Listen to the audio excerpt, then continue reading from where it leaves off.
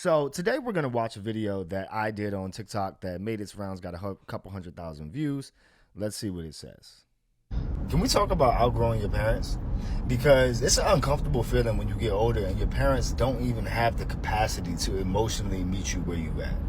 And I particularly want to talk about this when it comes to fathers, but let me know what y'all think. Yeah, yeah, that is real. That is real. So I posted that on TikTok a couple of weeks ago, and it's got a decent amount of views and a decent amount of traction. And I think it sparked a larger conversation for a lot of people about the dynamic between them and their parents, right? So just to expand on that, I want to give you all a little bit of a longer version on that. I moved back home from New York. I lived in Brooklyn, New York from 2018 to 2025. I just moved back home in April of this year. So it's only been about 3.5 months since I came back home. And I first left home when I was 21 years old, 22, when I had just graduated college, right? So naturally, I'm a grown ass man now. Then I was very much a young boy or young man. And to tell you the truth, moving back home with my parents as an adult has been very, very difficult for my parents to meet me emotionally where I'm at. I'm tired, boss.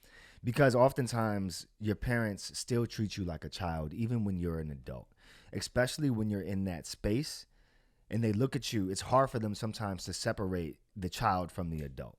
I'm tired of this, Grandpa. That's too damn bad! You keep digging! And sometimes they don't even really have the emotional capacity to really meet you where you are and really understand your worldview and really understand the way that things are in this world today, in this day and age.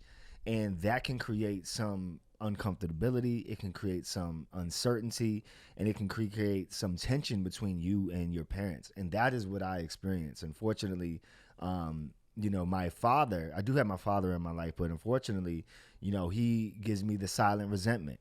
He gives me the man up thing, because I came down here and I didn't have a job. And I still don't have a job. I'm just going all in on YouTube and my production company and my business.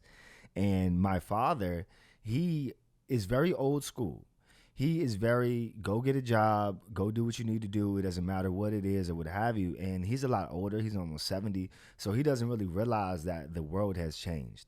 And I'm trying to be an entrepreneur and I'm trying to explain to them like, yo, like this is the only way.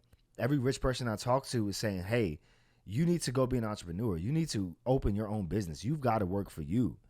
And I grew up with my parents telling me, yo, like you can do whatever you want.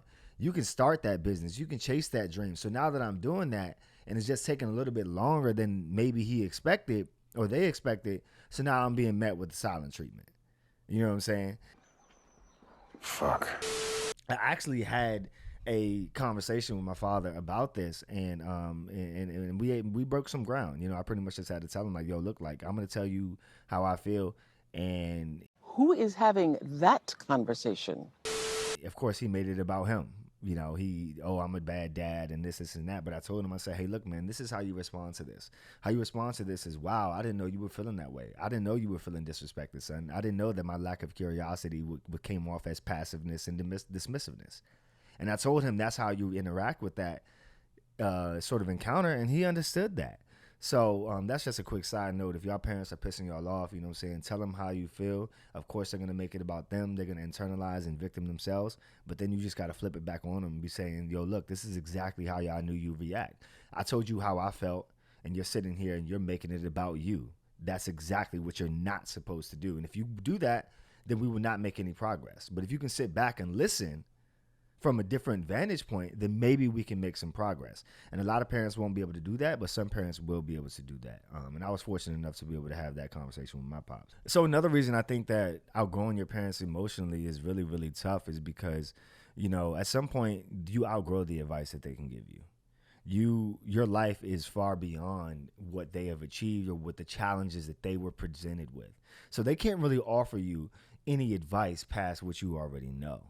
And even beyond that, when you're trying to articulate something to them, when you try to tell them how you feel about something, their worldview is still stuck back when they were younger. You know what I mean? When they were growing up, they didn't have the luxury or the opportunity to talk about these feelings, to talk about how to navigate these relationships. Because remember, their parents were probably very mean. They probably didn't grow up in a house where you could say how you felt and it be valid, or you could say how you felt and you be heard. They probably grew up in a time where it didn't matter how they felt. They just had to do it anyway. You know what I mean? So as we try to get our parents to expand and get our parents to evolve emotionally, these are gonna be the roadblocks that we're gonna come across. And a lot of times it's not even worth having these conversations with our parents because they're just so ignorant and they're just so refuse to grow and expand. And that's a big part of it. A lot of older folks refuse to challenge their worldview and they refuse to listen. They refuse to expand. A lot of them, they just listen to talk. They're not listening to what you have to say. They don't even really care to what you have to say. But you've got to identify that and not waste your breath. And that's going to lead me to my next and final point. And that's why this topic is important, because we need to emotionally connect with our parents as adults. Because if you ask me, it seems like multi-generational housing is going to be making a comeback, right? When you look at the financial economy, when you look at the state of jobs, you look at graduation rates, and the rate in which people are moving out of their homes and buying their first home, that is getting later and later. On top of the fact that people are having children later and later in life, what you see now is folks staying at home a little bit longer. And I think what's going to happen is this plan that the government has kind of had in the background to sort of make you super hyper independent, have your own everything. I think that is going to start to backfire because the American people are a little bit more resilient than a lot of people would like to think. And families tend to come together in time of need more than they come apart. So when you have these people, these families that are struggling, you're going to start to see more and more compounds where people are building houses on the same plot of land and creating a little mini neighborhood with their family.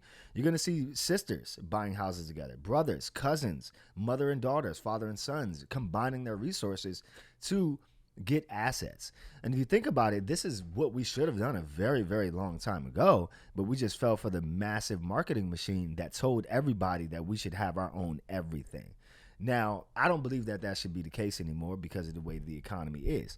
So when it comes to multi-generational housing, the first step is being able to connect and emotionally connect with your parents. Because remember, we've been gone a long time. And if we come back home or if we reopen that relationship with them, there's going to be some roadblocks and there's going to be some challenges along the way because our parents can be very stubborn and very ignorant. So I want to just close out this and say that, like, if you're living with your parents right now, I totally get it.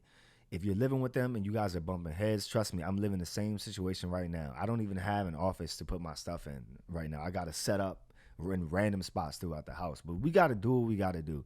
And I challenge you all to have a conversation with them and maybe open up the conversation if you guys are having a disconnect and just say, hey, look, I just want to get some things off my chest. I don't want you to respond right now. I want you to sit with it and then we can talk about it later. That's probably a good way to do that.